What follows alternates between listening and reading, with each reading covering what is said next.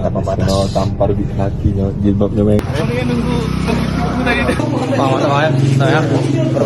Viral polisi nyamar jadi emak-emak berjilbab, tangkap pencuri motor di Palembang yang kabur ke Jambi.